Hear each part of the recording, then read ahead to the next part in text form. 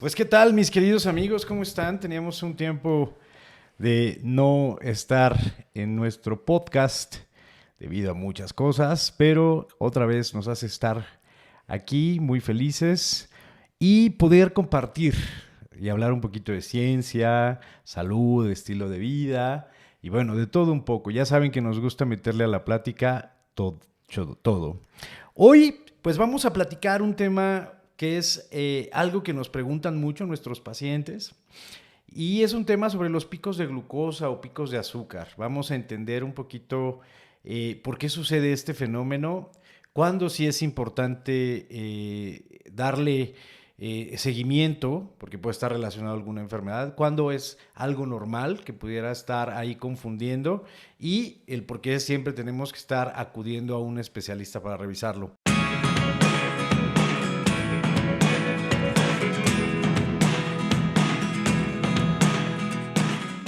En esta ocasión me va a acompañar Lorena López, que es nutrióloga y especialista en obesidad, quien nos va igual a ayudar a entender un poquito sobre este tema. Entonces, Lore, buenas tardes, ¿cómo estás? Hola, Doc. Qué bueno. Pues ya aquí acompañándote de nuevo en el chismecito científico. Cuéntanos, ¿qué es los picos de glucosa? Bueno, vamos a empezar como... a mí me gustaría aclarar que todos los alimentos, al contener kilocalorías, pues van a tener un efecto en nuestra glucosa sanguínea. O sea, todos los alimentos. No hay un alimento que no tenga calorías que no te aumente la glucosa. Incluso se han hecho muchos estudios de que los edulcorantes también pueden llegar a tener un impacto en la glucosa aunque no tengan kilocalorías por la estimulación del páncreas. Ajá. Entonces, aquí, porque... sí, yo he visto mucha información en redes sociales de que no, que los picos de glucosa, que cómo prevenirlos, que trátalos así. Y es importante que sepamos que al estar comiendo, pues nuestra glucosa sanguínea va a aumentar sí o sí. Ajá. Entonces eso es lo primero. Los picos de glucosa pues se dan cuando nosotros, respecto a varias características. Cuando tenemos un ayuno muy prolongado y de repente comemos, vamos a tener un pico de glucosa, dependiendo de lo que hayamos comido. Ajá. Entonces también aquí es muy importante como saber diferenciar qué alimentos aumentan más la glucosa y qué alimentos moderadamente y qué alimentos en menor cantidad. Entonces, ¿qué alimentos son los que nos generan estos picos de glucosa? ¿Nos vamos directo con los alimentos? Pues tú dinos. Pues si quieres, o sea, ¿sí? Realmente podemos empezar así como más específicos de qué alimentos aumentan mucho la glucosa sanguínea. Y pues ya hay una gran evidencia que todos los azúcares simples, azúcares simples nos referimos a todo también lo que contiene azúcar, Entonces, azúcar, jugos industrializados, yogurts industrializados, bollería empacada, de esas que nos venden en la tiendita, que tienen muchísima grasa y muchísima azúcar, van a aumentar mucho nuestros niveles de glucosa, Luego se puso como muy estigmatizado que ciertas frutas no debemos consumir porque también aumentan mucho la glucosa. Ahora, es cierto que hay algunas frutas que su índice glicémico, que es otra cosa, sube o es más alto que otras frutas. O sea, sí hay diferentes dependiendo de la cantidad y del tipo de carbohidratos que contengan y la cantidad de otros componentes. Por ejemplo, la fibra va a influir mucho en cómo impacta tu glucosa sanguínea y la cantidad de antioxidantes también. Ok. Oye, y esta parte de las frutas, entonces, ¿es mito o no es mito comer frutas a cierta hora del día? Porque te sube mucho la glucosa. Los pacientes diabéticos no pueden comer fruta porque les sube la... No pueden comer mango. Sí, tú cuéntanos, ¿es cierto o desmitificamos esta situación? Es que, mira, así, si nos vamos como muy... by the book, por lo que dice el libro o por lo que dicen los estudios, los alimentos que más te elevan la glucosa sanguínea son todos estos que ya comenté. Azúcares simples, pan blanco, papas fritas, arroz con leche, o sea, como alimentos que tengan demasiada concentración de kilocalorías. ¿Qué es lo que pasa cuando consumimos un plátano, un mango o un alimento que a lo mejor ya está un poquito más procesado o también tiene mucho que ver el grado de madurez de ese alimento? No es lo mismo que el doctor Dorado se desayune un yogurt con plátano rebanado y a lo mejor un poquito de nueces o almendras, a que, no sé, el hijo de mi vecina se desayunó también un plátano, pero a ese plátano le puso leche entera, le puso azúcar y le puso chocolate.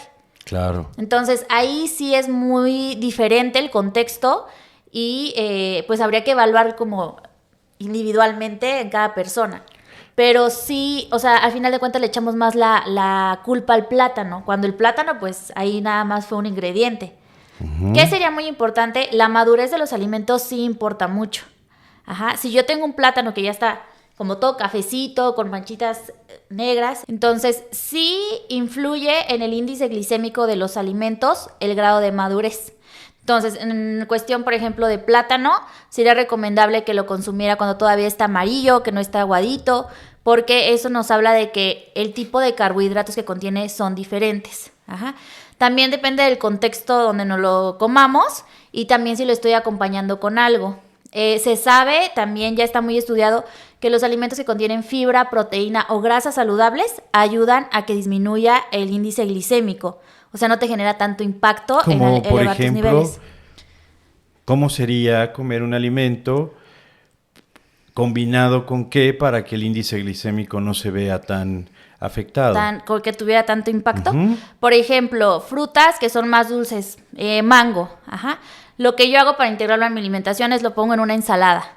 Una ensalada que tenga a lo mejor espinacas, nueces, almendras, chía, aceite de oliva, aguacate. Ajá. ¿Con qué lo voy a intentar no mezclar? Pues con otros alimentos que sean del mismo grupo que también tengan un alto impacto. O sea, no lo mezclo con un yogur y plátano, por ejemplo. Ajá.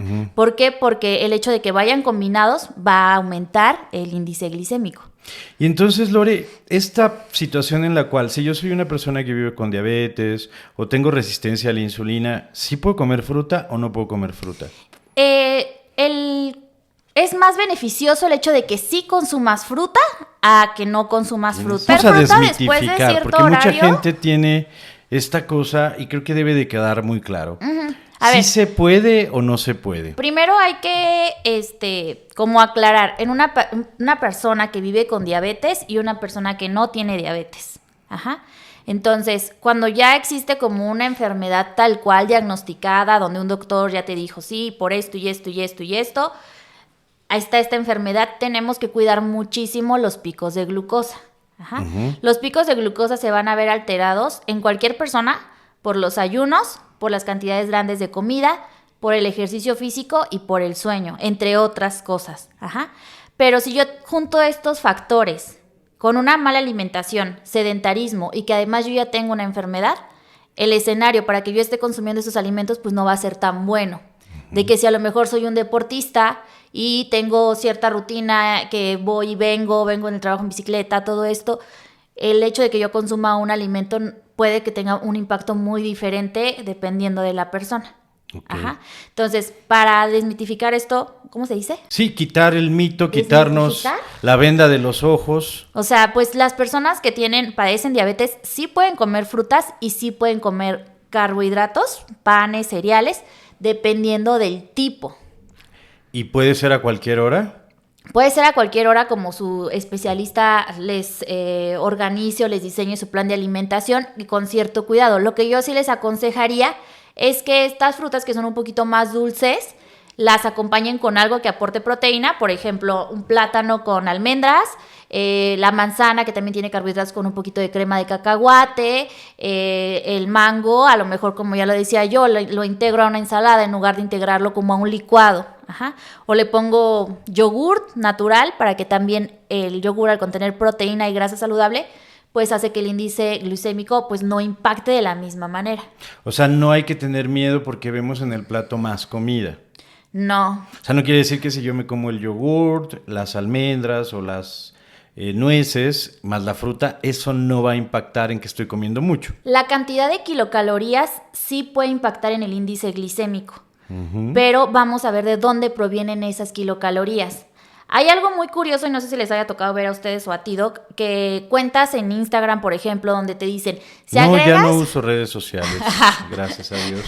Se retira de las redes. Hay que desintoxicarse. Hace poco borré mis cuentas personales de Instagram y Facebook y todo eso. ¿Solo te quedaste para el chismecito científico? Solo me quedé para hacer este podcast. Yo he visto cuentas de este tipo donde... Y no que esté mal, o sea, yo sé que es una manera de informar, pero no sé si has visto de que le ponen vinagre a las papas a la francesa para que disminuya el índice glicémico. Entonces, el vinagre, al tener cierto pH, ya no tiene tanto impacto. O sea, puede ser que sí no impacte de la misma manera. Me tendría que yo poner a investigar más al respecto. Pero ¿por qué puede ser peligrosa esta información? Porque de todos modos las kilocalorías, el aceite, todo lo que contienen las papas lo estamos consumiendo en primer lugar. Y en segundo lugar, una sugerencia más acertada sería de disminuye la porción de papas e integra un poquito más de verduras y que a lo mejor el pan no sea blanco, que sea otro tipo de pan artesanal, hecho en casa, y de esta manera haces más completa tu alimentación y evitas que haya un pico de glucosa tan alto. Ajá. El orden de las comidas también podría alterar los picos de glucosa. O sea, quiere decir que si yo, por ejemplo, desayuno y me mido la glucosa con algún aparatito y me sale 180, 200, ¿es normal? Es que tendríamos que individualizar qué cenaste ayer, qué comiste, Sí. en qué rangos estás, porque también, dependiendo de tu contexto, podría ser esperado que tuvieras un resultado elevado o no tan elevado. Obviamente una glucosa más de 150 en ayunas, más de 120 me atrevería a decir yo, la tengo que empezar a monitorear de una manera más frecuente. Entonces es importante que si yo en ayunas tengo una glucosa por arriba de 100, 120, 120. dependiendo de mi edad, ya tendría yo que tener un control más estricto, ¿no? Pues empezar a hacer acciones y monitorearme. Sí, o ir con el especialista. Pero si yo me mido la glucosa después de haber comido cualquier tipo de alimento o cierto alimento, el impacto en la glucosa puede ser normal o puede ser de otra índole, pero no hay que espantarnos. No Yo hay creo que que lo que hay que espantarnos. modificar y ver principalmente es la glucosa en ayunas. Y ya después vienen otros estudios, ¿verdad? Estudios más específicos. ¿Qué pasa con la actividad física? ¿Por qué el hacer ejercicio pudiera alterar la glucosa? El hacer ejercicio, pues al nosotros tener una mayor demanda de energía, también puede impactar nuestros niveles de glucosa. Ajá.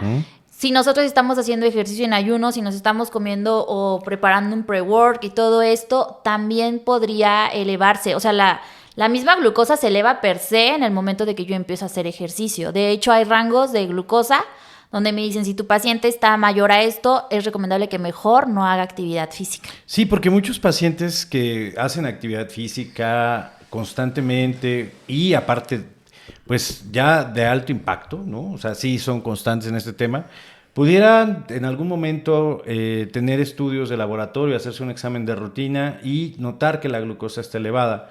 Pero esto se puede confundir con diabetes o resistencia a la insulina cuando no lo es, sino es por la actividad física que realizan. Sí, ¿no? y también tomar en cuenta lo que justo comentas, Doc, que si yo acabo de comer y, no sé, me comí un mazapán ahorita, ¿no? Y me toman la glucosa, obviamente va a estar alta por el impacto que ha tenido esa cantidad de grasa y azúcar en mi cuerpo. ¿Cuál sería el tema ahí? Que pasara 1 o 2 horas y que yo todavía siguiera liberando o que siguiera con esos niveles de glucosa tan altos, o que incluso mañana yo me hago una prueba y me salió elevadísima la glucosa, precisamente porque no es mi alimentación habitual. Ajá. Claro. Pero si de manera constante yo estoy consumiendo estos alimentos que tienen mucha grasa y mucha azúcar simple, no voy a decir marcas, pero por ejemplo refrescos, yogur con sabor, la bollería, el pan blanco, creo que ya los habíamos comentado. No es lo mismo que yo me coma en la mañana un arroz con leche, que a lo mejor le pusieron leche condensada y todo lo que lleva un arroz con leche, a que yo me coma un arroz con huevito. Ajá. Y tendemos a satanizar el arroz tal cual porque es un carbohidrato, porque es simple, pero bajo el contexto en que lo estamos consumiendo es lo que podría afectarme. Claro, de hecho, una de las cosas que hay que entender es que todos los alimentos tienen un índice glicémico diferente. El problema es la manera en que tu cuerpo responde a ese tipo de alimentación. O sea, cómo mi páncreas, que es el órgano o la glándula encargada de producir y secretar insulina, hace que esta insulina pueda trabajar de manera correcta para que esa glucosa ya sea se utilice en ese momento como energía o pues se transforme para después utilizarla. Pero si la insulina se empieza a liberar de golpe porque mis cantidades de glucosa por los alimentos que consumí son muy altas, pues mi páncreas también empieza a trabajar pues a marchas forzadas y bueno, de ahí pueden venir o derivarse otro tipo de enfermedades. Pero esto sucede cuando lo haces de una manera repetitiva en ciertos alimentos. No quiere decir que porque me como un mango, yo ya voy a predisponerme a tener resistencia a la insulina. ¿Estamos de acuerdo? Sí, y también tomar en cuenta que hay como varios factores que pueden influir en el impacto que va a tener la glucosa en tu cuerpo. Hablábamos de la madurez de los alimentos. Otra es la combinación. ¿Por qué la madurez? O sea, si yo me como un plátano maduro, tiene más índice glicémico. Una piña, si está más madura, tiene más índice glicémico, ¿no? Porque el tipo de carbohidratos van cambiando. O sea, la forma en las que están como, ahora sí, conectados a nivel molecular va cambiando. Y eso es lo que hace que se mueva su estructura de carbohidratos. No es que tenga más carbohidratos, o sea, si nos vamos con la tabla de equivalentes, medio plátano tiene 15 gramos de carbohidratos, igual que una taza de uvas. Ajá. Pero con las uvas, ¿qué pasa? Te comes la cascarita, te comes la fibra. Entonces, eso hace que disminuya el impacto que tienen los carbohidratos que te comes. No que tengan menos azúcar o que comiendo uvas vayas a bajar de peso y comiendo plátano. No, es el tipo de carbohidratos que yo me estoy comiendo. Ajá. No quiere decir que si yo le echo mucho cilantro a un taquito de suadero con gordo va a bajar el índice glicémico. Pues de cierta forma sí, porque los alimentos ricos en fibra disminuyen un poquito el índice glicémico, o sea, el impacto del índice glicémico. O sea, quiere decir que yo me puedo dar un permiso, pero pudiera yo combinar esos alimentos con algo de fibra, algo de proteína vegetal que pudiera verduras, mejorar la calidad. La calidad y la manera en la que yo absorbo los elementos nutricionales en mi cuerpo. Sí, porque igual te podrías comer ese mismo taquito, pero a lo mejor te lo comes con una tortilla y le agregas más nopal y más pepino y salsita, limón, cilantro. Y ya le quitaste, al quitarle una tortilla, pues ya le quitaste una buena carga de carbohidratos. O sea, no es que no puedas comerlo, es que bajo el contexto que lo estás comiendo y la forma que lo estás comiendo. Y tampoco es lo mismo si yo a lo mejor me pedí una agüita mineral a que si ya me pedí un jugo con más azúcar o un refresco, porque ahí sí, ni el cilantro te va a salvar del pico de glucosa. Claro, por supuesto. ¿Y qué pasa también? Bueno, ya entendemos un poquito esta parte de no tenerle miedo a las frutas. A las frutas. Entender que ciertos alimentos se pueden combinar para bajar estos índices glicémicos. Entendemos que ciertos factores pueden elevar el índice glicémico y puede ser normal, como los pacientes que hacen actividad física. Pero ¿qué pasa con los pacientes que tienen alteraciones en el sueño? El ciclo cambiar, ¿no? Su ciclo circadiano, creo que también tiene un impacto con la glucosa, ¿no? El ciclo circadiano, al estar mediado por hormonas que nosotros secretamos en ciertos niveles del día, pues también van a producir algún efecto en la manera en la que consumimos los alimentos y en qué momento del día consumimos los alimentos. De hecho, esto de no comer frutas después de cierto horario viene mucho de mito por el ciclo circadiano. Ajá. Nosotros aquí en México, culturalmente, hacemos el desayuno un poquito más light, por así decirlo, y las cenas bastante fuertes.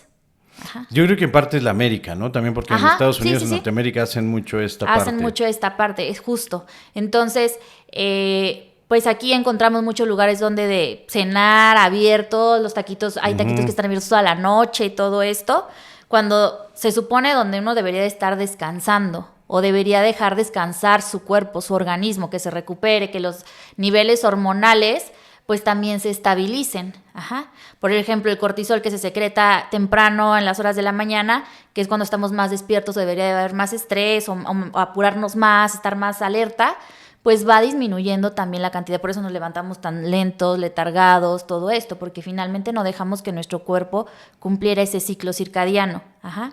Va más hacia que no debemos de comer grandes cantidades de comida a ciertas horas a que no debamos de comer frutas, por ejemplo. Claro. O sea, eso yo lo vería más como un mito, más bien sí consumir, pero pues de una manera equilibrada todos los alimentos. Sí, es que nos vamos acostumbrando al estilo de vida que nos obliga o nos condicionan los factores sociales, los factores políticos, factores económicos, muchas cosas condicionan la manera en que nos nutrimos. Y eso en el cambio del ciclo vigilia-sueño, donde yo empiezo a tener más actividad incluso en la noche, duermo en el día, modificar mis horarios de sueño, tiene un impacto muy negativo hacia la parte metabólica porque empieza a haber cambios también en tus hormonas diurnas, en tus hormonas sexuales, en la tiroides. Y bueno, pues el aumento de peso y regulación incluso de los carbohidratos y de la forma en la que lo utilizamos, ¿no? Sí. Entonces sí es importante generarle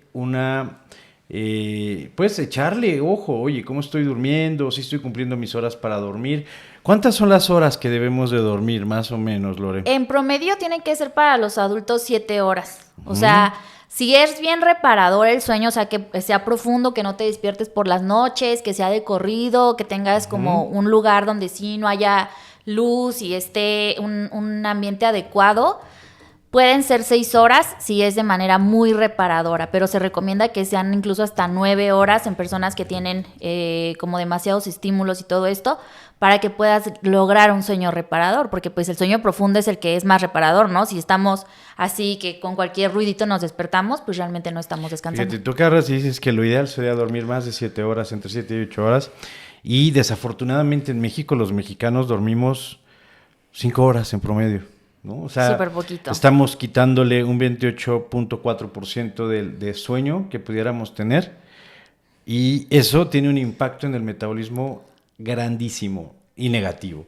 De hecho, hay muchos estudios en el Instituto Nacional de Nutrición actualmente que se están realizando con respecto a simple y sencillamente el cambio del ciclo vigilia-sueño, ¿no? Incluso si tú ves pacientes que tienen turnos nocturnos o trabajan en turnos nocturnos, Sí tenemos. tienden a tener más problemas de sobrepeso, más problemas Con su asociados alimentación. a la resistencia a la insulina, a prediabetes. Y obviamente les es complicado generar una rutina nutricional distinta, ¿no?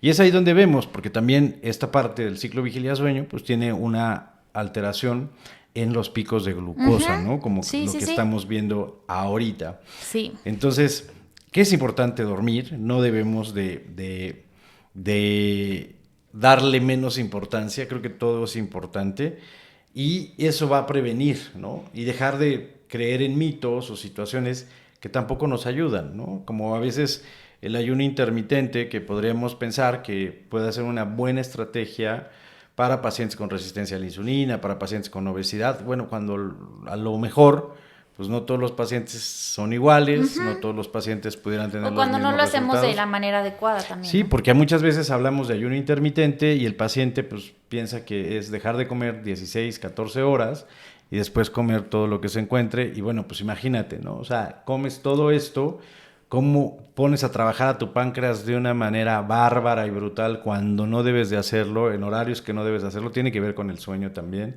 Si esto es en la noche, bueno, pues hay cambios metabólicos que créanme, o sea, el metabolismo es adaptativo, se adapta. Entonces, él se va a acostumbrar a lo que tú le des y si lo que le estamos dando es hacer cambio, cambio, cambio y no lograrle dar más una constancia, una constante y pues para que la respuesta metabólica sea adecuada, más adecuada, pues simple y sencillamente vamos a cambiar metabólicamente y van a tener el llamado metabolismo lento. No es que el metabolismo esté lento, el metabolismo es el metabolismo y se adapta a la manera en la que come o se nutre un paciente o vive un paciente, dependiendo entre la cantidad de ingesta y la cantidad del gasto que pudiéramos tener.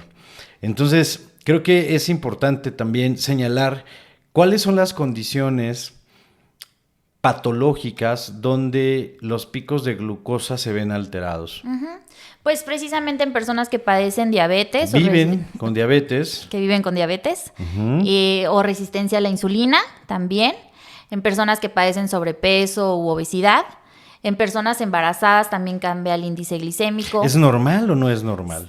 Perdón, no cambia el índice glicémico. Lo que cambia son los niveles de glucosa. Sí, es esperado. Es esperado que vaya cambiando el metabolismo. También en pacientes de cierta edad, arriba de los 65 años, no esperemos encontrar que una glucosa sea normal por abajo de 100. O sea, vamos a encontrar glucosas de 100, 102 y es totalmente normal. O sea, sí, claro. No quiere decir que tienen diabetes. Y entendemos esta parte del metabolismo adaptativo y que también es cambiante con la edad. No quiere decir que tenga diabetes. Ojo, entonces siempre creo que lo más importante es acudir con un especialista. No tenemos que sacar conclusiones y empezar a decir, y tampoco tener miedo, porque muchas veces no nos hacemos estudios de laboratorio o no estamos en una vigilancia nutricional, precisamente porque nos da miedo de que nos digan, oye, empiezas a tener problemas con esto, con aquello. Y dentro de esto, Lori, ¿qué pasa con esta parte de si yo tengo picos de glucosa y tengo colesterol o triglicéridos altos? Pues es que se le van como aumentando el riesgo a final de cuentas. O sea, nosotros sabemos que hay escalas como de riesgo cardiovascular y uno de estos factores, ¿cómo se podría decir? Parámetros que mide tener riesgo cardiovascular. Uno es que la glucosa esté por encima de cierto nivel, que yo tenga colesterol alto, que tenga triglicéridos altos, que a lo mejor sea fumador, que a lo mejor, no sé, consumo de alcohol, que sea persona muy estresada. O sea, se le van aumentando como pues palomitas al riesgo cardiovascular. Y en ese caso, los picos de glucosa sí tendrían que estar más monitoreados y estar subdividiendo la cantidad de carbohidratos que yo consumo por comida, que es lo que tratamos de hacer nosotros cuando diseñamos los planes de alimentación, que haya carbohidratos para momentos específicos en tus comidas con una buena combinación y equilibrio de otros nutrientes, que son 3 nutrientes principales, las proteínas, carbohidratos y grasas. Entonces, si yo hago una combinación de estos 3 y es buena y es saludable para mi paciente, va a estar bien. Si yo, como nutrióloga, le estoy cargando muchos carbohidratos en un solo tiempo de comida, mi paciente va a tener picos de glucosa, muy probablemente. Y esos picos de glucosa pudieran alterar la manera en que trabaja mi páncreas, ¿sí? Y favorecer otras enfermedades. O pudiera forzar al hígado, como en pacientes que tienen este tipo de dietas altas en grasas, altas en grasas y proteínas, ¿no? Y muy bajas en carbohidratos. Y muy bajas en carbohidratos, que también tienen un impacto en el índice glicémico. O sea, ojo, yo también un ácido graso, sea bueno o sea malo, también va a tener un impacto en mi índice glucémico, ¿verdad? Es importante comentarlo, el ¿no? tipo de, o sea, con el índice glicémico, porque creo que eso también no lo hemos aclarado del todo, Doc, el índice glicémico es la medida que tienen estos alimentos que contienen carbohidratos. El índice glicémico de, por ejemplo, las papas a la francesa no va a ser el mismo índice glicémico que yo tengo con una papa al horno que no está tan cocida y que tiene aceite de oliva y a lo mejor un poquito de, no sé, queso panela. El índice glicémico, o sea, las dos son papas, pero el índice glicémico va a ser diferente de una u otra por la preparación que lleva ese alimento. Entonces, el índice glicémico es precisamente eso, la medida que existe en los alimentos que contienen carbohidratos que van a estar haciendo que tu glucosa aumente más o aumente menos. Yo creo que es importante aclarar, a ver, no quiere decir que si yo me como un pan de muerto o me voy a comer un pedazo de rosca de Reyes que ya se nos acerca, voy a subirme 20 kilos de peso. Mi cuerpo está diseñado a responder fisiológicamente hablando, a esa cantidad de carbohidratos o de azúcar. ¿Sí? Sí y no. Sí y no, pero depende de la forma en la que lo hago. Sí, claro. O sea, yo lo que quiero dar a entender es que es normal que yo me pueda comer un pedazo y por supuesto que va a elevar mi glucosa. Me puedo comer una dona de chocolate y va a elevar mi glucosa. Pero mi cuerpo tiene el funcionamiento específico para ir regulando esa cantidad de azúcar que estoy comiendo o de grasas que estoy consumiendo. El problema viene cuando en lugar de que es una dona, me como 2, más el refresco, más una torta y luego no comí en todo el día. ¿Sí me explico? Ahí es donde está el problema. Sí. No está en la fucking dona. El problema está básicamente en la manera o la estructura que estoy llevando a cabo. Entonces, yo creo que no hay que tenerle miedo a la comida, hay que tenerle más miedo a todo lo que vemos en internet y dar consejos sin una asesoría. ¿Por qué? Porque nuestro cuerpo está diseñado para que comamos, ¿sí? O sea, está diseñado para que comamos vegetales, frutas, cereales, carbohidratos, cereales, proteína animal, proteína grasa también. O sea, creo que estamos diseñados para eso. El problema es la manera en que lo venimos haciendo y eso pues va alterando. Y esto es una cuestión hasta generacional, ¿no? Nosotros no veíamos problemas de este tipo en cierta parte de la población, como niños jóvenes en los años 60, en los años 70, porque era otra estructura, ¿no?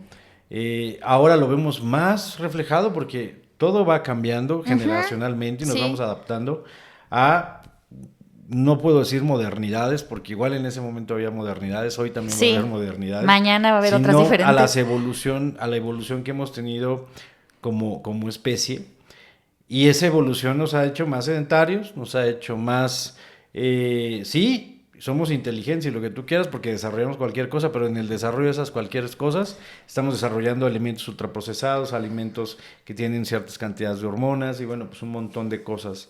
Entonces yo creo que hay que desmitificar este tipo de situaciones y entender que nuestro cuerpo es adaptativo, va a responder a esto, pero cuando ya no respondes porque ya se enfermó. Se enfermó porque pues, pasó algo, porque ya no pudo. ¿Sí? Sí. O sea, entonces, que ya se sobreestimuló, ¿no? También. Así es, exactamente. Y entonces, Lore, ¿cómo debe de tener, así, en términos muy generales, yo siempre soy de la idea de nunca prescribir nada ni seguir consejos que no son individualizados, pero hay consejos muy básicos que pudiéramos entender y nos pudieran ayudar. Muchas veces vienen pacientes diciéndonos, oye, quiero que nos ayude a perder peso o quiero tratar mi problema de obesidad. Bueno, ¿qué estoy haciendo, no? ¿Qué cambios lógicos y comúnmente deberemos de hacer, no? A veces no tienes que esperarte hasta que llegue Año Nuevo y que sea un propósito, sino que puedes empezar a cambiar, a hacer como cambios. Por ejemplo. Bueno, yo para esta parte del índice glicémico sí doy como recomendaciones muy específicas que todos los días las podemos hacer y que de verdad son cosas que funcionan, ¿no? O sea, que no necesitan más evidencia científica, que tienen toda la evidencia del mundo y que hay veces que justo estamos buscando remedios como ponerle vinagre a cierto alimento para que no eleve el índice glicémico más, cuando la solución está más sencilla. Por ejemplo, no comer frutas en estados muy maduros. Las frutas se tienen que consumir más o menos en sus primeros, cuando estén todas de un color uniforme, por ejemplo, el plátano o el mango. Y si ya tengo, por ejemplo, alguna enfermedad diagnosticada, pues sí asesorarme como en qué momento sería más adecuado consumir estos alimentos que tienen la piña, todos estos que tienen un poquito más de índice glicémico. Entonces, eso, comer las frutas enteras y de preferencia con cáscara. Utilizar las frutas de guarnición o de postre también funciona, o sea, no como platillo principal, sino como una guarnición. Es decir, yo desayuno a lo mejor huevito con espinacas y lo acompaño con una manzana y almendras. No de que la fruta sea a lo mejor el platillo principal, sino utilizarlo más como una guarnición. El tipo de carbohidratos que consumimos o el tipo de cereales, porque muchas veces nos vamos que los cereales son los que venden en el súper y los que venden en caja. Y no, los cereales nutricionalmente nos referimos a todos los alimentos que están hechos a base de trigo, de maíz, de salvado, de avena, entonces de amaranto. Entonces cereales que estén íntegros, que tengan la cáscara íntegra, por eso se llaman integrales. Cuando les quitan el salvado, pues ya quedan totalmente refinados, entonces pues ya no son integrales, ¿no? Entonces consumir cereales integrales, el pan integral, arroz integral, pastas que también sean integrales, no sé, tortilla de maíz, evitar las harinas refinadas, que son pues generalmente harinas blancas, con las que se prepara el bolillo blanco o el pan de dulce. Tratar de disminuirlas, igual y no las voy a quitar de mi alimentación, pero sí me han tocado pacientes que desayunan y cenan un pan dulce, ¿no? Por ejemplo. Entonces ahí es como, no te quito el pan, pero sí integro más alimentos que podrían ayudarte también en tu salud, sin que te esté quitando realmente lo que te gusta comer, nada más empezar a equilibrar las porciones. Otro tip también muy, que les doy mucho es que eviten, por ejemplo, los jugos, que eviten el jugo de naranja, el jugo de zanahoria, el jugo de mandarina, el jugo de piña, o sea, que nos vayamos más por la fruta completa. En el cuestión, por ejemplo, de la zanahoria o algunas verduras que tienden a estar más cocidas, que también elevan más el índice glicémico, ¿no? El betabel, la zanahoria, o sea, consumirlas crudas. En el momento de la cocción de las verduras, evitar que se cocinen demasiado, más bien que estén como duritas, que todavía tengan color. Eso también modifica el índice glicémico. O sea, cuando yo ya tengo una verdura que está así toda sin color y nada, sí ya se convirtieron los carbohidratos, o sea, ya tuvo otro proceso. Claro. Y otro tip que también me gusta darles es que en cuestión de las pastas, por ejemplo, las dejen siempre al dente, no dejen que se hagan como gelatina arriba. Ya cuando yo vi mi pasta y se me cocinó de más y ya veo que tiene como gelatina arriba, que ya casi se deshace sola, también va a tener el índice glicémico o te van a dar un pico glucémico muy alto. Ajá. Claro. Es mejor que la cocine al dente, que respete el tiempo de preparación de estos alimentos y que la combine precisamente con algo que me aporte fibra, proteína o grasa. Perdón, Lore, yo sé que a lo mejor podría ser algo muy lógico, pero ¿qué es al dente? Mucha gente no nos va a entender qué es al dente. Al dente es como el grado de cocción que tienen las pastas cuando todavía están duras. Uh-huh. Entonces tú la pellizcas la pasta y todavía te cuesta trabajo con la uña pellizcarla. O sea, es el momento de la cocción donde está como más lista para consumirse. Es ahí donde, o sea, todavía debe de estar dura para que, digamos que está adecuada a la cocción y eso no afecte el índice glicémico. No te altere tanto el índice glicémico, sobre todo si yo ya tengo picos de glucosa muy altos y bajos, o si ya tengo resistencia a la insulina, o si ya tengo predisposición a padecer diabetes u obesidad. Lo más conveniente es que yo cuide ese tipo de detalles un poquito más. Ajá. Uh-huh. Entonces, si voy a comerme una pasta, adelante, que no sea mi platillo principal tampoco, que sea mi guarnición, la mezclo con mis verduras y mi porción de proteína. Ok, uh-huh. Muy bien. Yo creo que también es importante señalar que el índice glicémico lo cuidamos precisamente para evitar enfermedades. Y en pacientes que viven con algún tipo de enfermedad, bueno, pues es importante también entender cómo debemos de alimentarnos para evitar estos picos de glucosa. Uh-huh. Y aquí dos cosas diferentes también.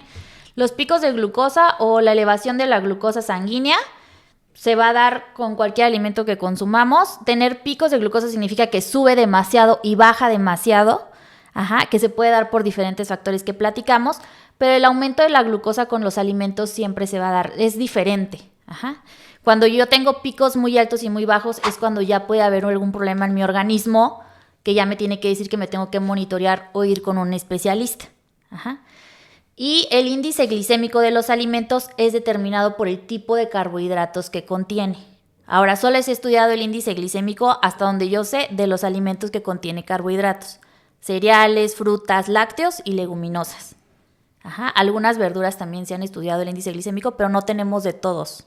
Okay. Entonces también eso es importante, o sea, nosotros nos guiamos por el manual de equivalentes, ahí viene el índice glicémico y hay otras guías en otros países que también estudian el índice glicémico, pero no tenemos el índice glicémico de todos los alimentos, pues realmente no se tiene. Precisamente por eso es bueno acudir con un especialista que nos vaya guiando en las necesidades que tenemos. No todos tenemos que tener el mismo dieta, muchas veces hasta compartimos, mira, esta es la dieta que me dio mi nutriólogo o mi nutrióloga y pues te la recomiendo, no, o sea, le puede funcionar diferente, ¿no? Uh-huh. Y bueno, concluyendo este programa, le agradezco mucho a Lore por no te revolví venir. Más. No, para nada, yo creo que la idea es clara, creo que hay que entender que la alimentación siempre no hay que satanizarla, más bien hay que entender cómo funcionan los alimentos uh-huh. y cómo nuestro cuerpo trabaja en conjunto con ellos, ¿no? Entonces debemos de nutrirnos, pero nutrirnos adecuadamente y hacer conciencia de lo que estamos comiendo. Por eso yo siempre digo, cada vez que viene un paciente a querer perder peso, es preguntarle qué cambios has empezado a hacer, ¿no? Ya dejaste de tomar refresco, ya estás tomando más agua, estás durmiendo mejor, estás buscando algo que sea diferente a no trabajar y preocuparte. Sí, ya sé. O sea, tenemos que empezar por ahí. Creo que la reflexión es ¿dónde puedo partir? Yo no nada más es decir, necesito una dieta, necesito más bien hacer conciencia de la alimentación que tenemos. Uh-huh. Lore, muchísimas gracias, te agradezco. Nos vemos en el próximo. Cualquier duda, pues escríbanle al doc y ahí les contestamos, porque yo creo que este tema da para mucho. Claro. Pero luego es como complicado los conceptos, pero realmente es algo sencillo cuando ya le agarramos como la onda. Y pues lo más importante es que estén comiendo de todo, disfrutando su comida y equilibrando sus alimentos. Así es, la comida no es mala. Y no olviden activar la campanita, darle like para poder seguir generando contenido como este. Nos vemos pronto. Bye. Bye. La salud los hará libres.